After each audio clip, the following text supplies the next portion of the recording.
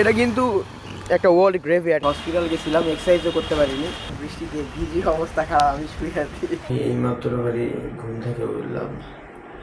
আজকে কলেজ ছিল আর কি, কিন্তু দেখি যে পরে কলেজ বন্ধ নোটিশ দিছে। আজকে আসলে কলেজটা বন্ধ দেখে ভালোই হয়েছে, কারণ যে গরম।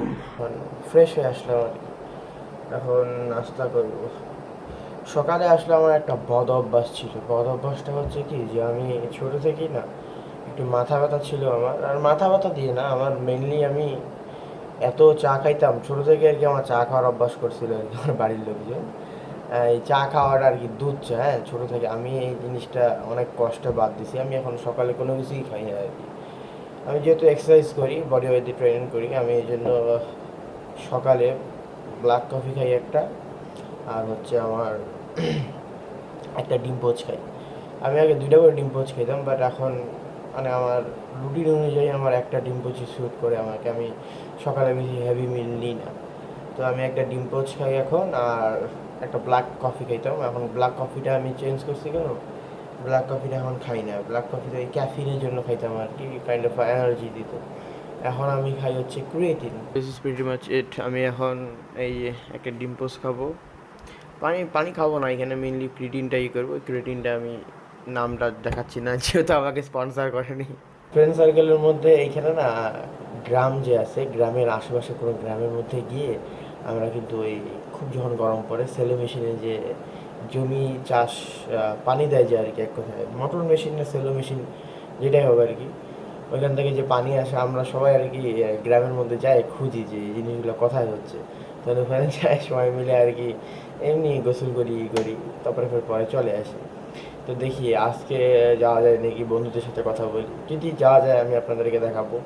যদি যাওয়া যায় তাহলে তো ভালো হয়, কারণ আজকে কলেজটাও গেলাম না, মানে এত গরম। কলেজটা আজকে মানে বন্ধ যে কেন দিয়েছে আমি নিজেও জানি না, দেখছি যে বন্ধ, ভালোই যে গেলাম না। ক্রিয়েটিনটা খাবো। ক্রিয়েটিনটা কিন্তু পানির মধ্যে যখন মিশে যায় বোঝা যায় না যে ক্রিয়েটিন এটা। আর ক্রিয়েটিনটা যে আছে, অনেকজনই না ক্রিয়েটিনটা খায় হচ্ছে, আমি আপনাদেরকে বলি, ক্রিয়েটিনটা হচ্ছে ডেইলি কনজিউমেশন হচ্ছে 5 গ্রাম করে। অনেকজনই খায় হচ্ছে 2.5 গ্রাম ওয়ার্কআউটের আগে, 2.5 গ্রাম ওয়ার্কআউটের পরে। আমিও এরকম খাইতাম প্রথম প্রথম। এখন আর কি 5 গ্রামই একবারই খাইনি, তারপরে পরে 2.5 গ্রাম করে, মানে কেন আমার উল্টা পুল্টা হয় কেন জানি। তো আমি 5 গ্রাম আগেই কনজিউম করে নিই, পরে হচ্ছে এক্সারসাইজের আগেই খাই নি, তাহলে এক্সারসাইজের এনার্জি থাকে। আর তবে ক্রিয়েটিন খেলে সমস্যা হচ্ছে কি, শরীর প্রচুর কষা হয়ে যায়। এটা বাথরুমে বোঝা যাবেন, ক্রিয়েটিন খায় যদি পর্যাপ্ত পরিমাণ পানি না খায় না। আমি ক্রিয়েটিন খাই মেনলি দিনে, হ্যাঁ, 4 থেকে 3 কিলোর, সরি, 4 থেকে 3 লিটারের বেশি পানি খাই, কিলো বলতেছি। মানে এমন অবস্থা হয়েছে, ডায়েট করলে না সব কিছু গ্রাম গ্রাম গ্রাম করে করে, যাই হোক, সবার আগে 3 থেকে 4 লিটার পানি খাইতে লাগবে ক্রিয়েটিন খাইলে।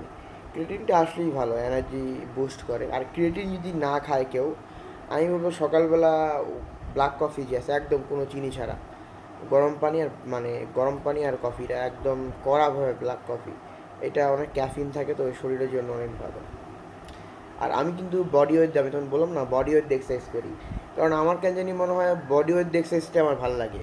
কারণ যেহেতু আমি যে খুব তা মানে এক্সারসাইজ করি তা না, তো হ্যাঁ বডি ওয়েট আমি অ্যাডভান্সের উপরে এক্সারসাইজ করি, কারণ অনেক আগে থেকে এক্সারসাইজ করি আমি, প্রায় 3-4 বছর হয়ে যাচ্ছে এক্সারসাইজ করা আমার, কিন্তু আমার কি কনসিস্টেন্ট না আর কি। এই 1 বছরের মধ্যে 6 মাস করলাম, ফের বাদ দিলাম, এরকম।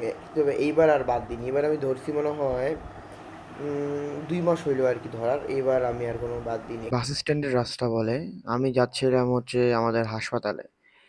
বাসায় একটু সমস্যা হয়েছিল, তো মানে আমার মামার খুব জ্বর আসছিল হুট করে আর কি, যার ফলে আমি ওই হসপিটালে যাচ্ছিলাম।